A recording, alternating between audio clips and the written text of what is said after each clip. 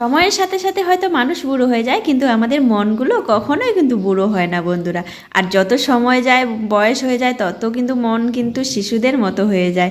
যাই হোক, এটা আমার একটা ধারণা, আমি আমার থেকে বললাম। তো দেখো, আজকে আমি আমার ছোটোবেলাটা একটু তোমাদের সঙ্গে শেয়ার করব। এই সেই পুকুর, দেখো কত বড় পুকুর, আর পুকুরে কত মাছ।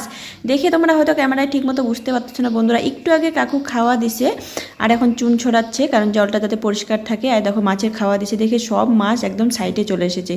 এই দেখো কত বড় বড় মাছ, কত রকমের মাছ, দেখে ভীষণ ভালো লাগতেছে। আর এগুলো আমরা ছোটো থেকেই দেখে আসতেছি। যদিও এখন মানে আমার শ্বশুরবাড়িতে ওদিকে যেহেতু মানে পুকুর নেই, কিন্তু আমার বাবার বাড়িতে কিন্তু অনেক বড় বড় পুকুর আছে। কিন্তু এই সেই পুকুরে কিন্তু আমরা, এই যে পুকুরটা দেখতেছো, ছোট্টবেলা অনেক অনেক স্নান করেছি। এই পুকুরে স্নান করে করে আমাদের চোখ একদম লাল করে দিতাম। আর বাড়ি থেকে তো বকা খেতেই হতো, কানমলা খেতে হতো, মারও খেতে হতো।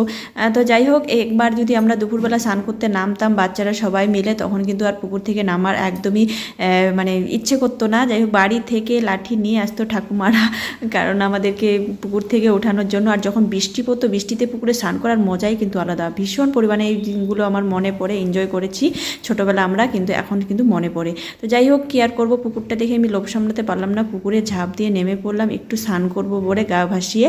তো দেখো, আর এই বৃষ্টির মধ্যে না পুকুরে স্নান করতে না মানে কি মজা বলবো না। যখন তুমি পুকুরের মধ্যে ডুব দিবে, মানে বাইরের মানে পুরো একদম স্তব্ধ হয়ে যায়, মানে জানি না মানে অন্যরকম একটা আনন্দ আর কি। তো কেমন লাগলো আমার এই ছোট ভিডিও।